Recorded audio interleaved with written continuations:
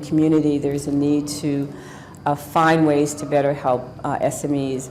We've done run-up programs before we got to this event with training seminars. I was here in May for one of those with EDC and Bank of Industry and Western Union so that we could work on ensuring that their presentations and their business pitches were better, helping them with their business plan development, helping them with proposals, and really having a better understanding of what their needs are before they go in and ask for money. I think that a lot of SMEs have in their heart what they need, but they're not able to articulate it in a way that makes it bankable and of interest to a bank to fund.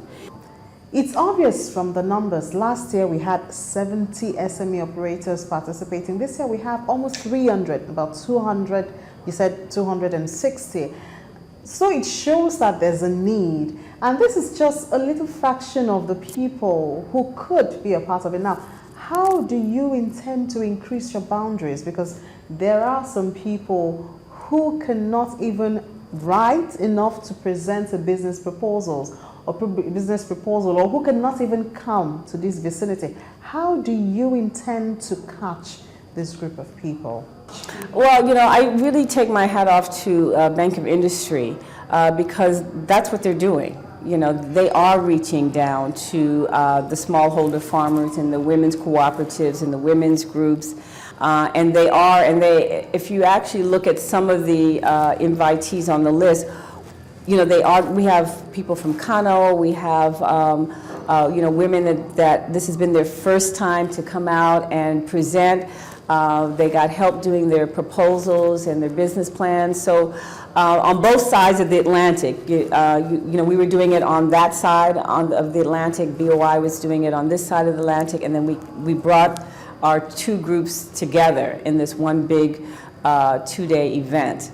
And so, yes, there's always the ability and the desire to do more, but the fundamentals are there, where the effort is being made to reach down to the levels that you're talking about. Because this isn't an invited event; it's not an open event.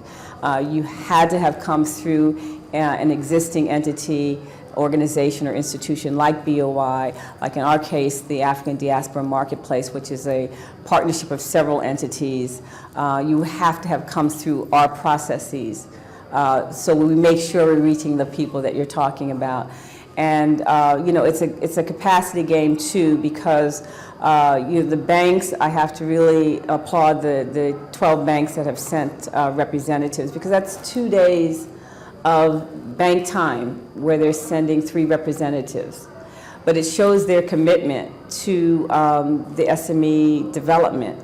And I think that that is probably an unsung benefit of this process, that I think the SMEs, when you talk to them alone, they're always saying that, you know, we can't get access to bankers, you know, they're not taking us, and that's clearly not evident. That's clearly not the case. The banks do care, and they are serious, and they're committed, and it's represented here today with the dedication that they have provided in providing really constructive criticism, or constructive feedback, I should say, because I don't want to put a negative spin on it, because it hasn't been, but constructive feedback for a lot of the SMEs to go back and tweak or restructure or what have you. So I think it's been quite good. Now, you've been an integral part of Nigeria's economy. You've interacted with Nigeria at different levels. Where would you place our development level, especially when it comes to manufacturing, industrialization? Where are we now, and how do we move to the next level? Well, you know, I'm in a unique position in one way, because I always have my baseline of when I came in 2008. And I compared the changes that I've seen just in Nigeria writ large from 2008 to today. And I'm always impressed by that. I know there are challenges. I'm not diminishing those challenges. You know, the security challenges are real, and I get a chance to, you know, talk about some of those in another forum, because I'm also a visiting scholar at the National Defense College in Abuja, so we do talk about those strategic issues. So I'm not diminishing, because I know how serious those are. But that being said, I'm extremely impressed by the changes I've seen in Nigeria from 2008 to 2013. The growth of the SME sector is one where I do see more outreach to SMEs. I think there's not a bank here that doesn't have an SME unit. I would not say that was the case in 2008. And even if they did, they weren't as robust as they are now, but it's a key vision and portfolio of that. I've actually seen the capacity of SMEs improve over the years. And as I said before, the range of things that SMEs are doing. When I was here in 2008, it was a lot of food processing, which is still the case. But now I see people in solar energy, and I see SMEs doing IT, cloud development. And, you know, technology is very near and dear to my heart. My academic background, my doctorate is in information systems. People don't think of me as a techie very much, but that's kind of where my heart is. So I really am impressed by a lot of the ICT SMEs that I see here, really thinking outside of the box, or next to the box at least, of things to do to help either in microfinance institutions. There was a presenter today that is really focused on working with microfinance institutions' client bases, where they really help those client bases in an IT systems software package.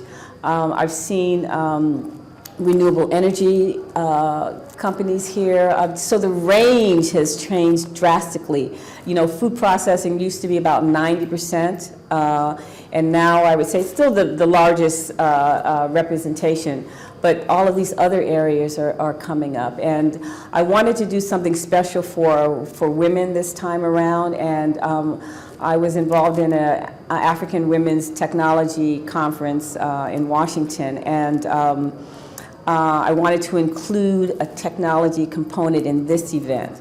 And so we had a group called WTech, who I'd worked with in Washington, do a technology workshop just for the women.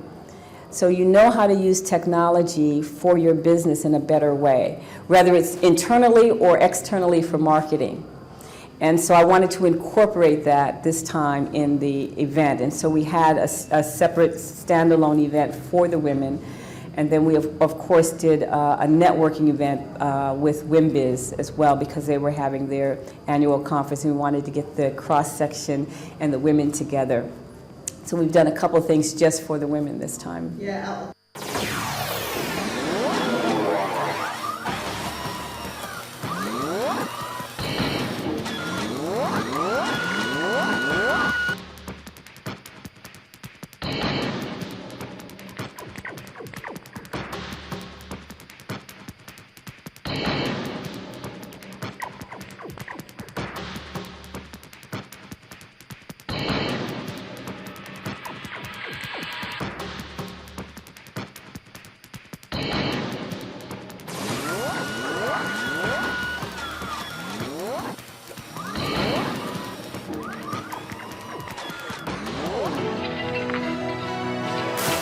The second edition of the SME Live Banking Panel in Lagos also has the participation of the Small Enterprise Assistance Funds all the way from Washington in the United States. A representative of the fund, Mildred Collier, tells us why they are interested in this panel. The Small Enterprise Assistance Funds, or SEAF, has been around for about 25 years, and what our main mission is to support the growth of small and medium enterprises throughout the emerging markets. So we have worked in 30-some countries around the globe and have been observing and very interested in what's happening in Nigeria for the last several years as we've seen the growth of the SME sector.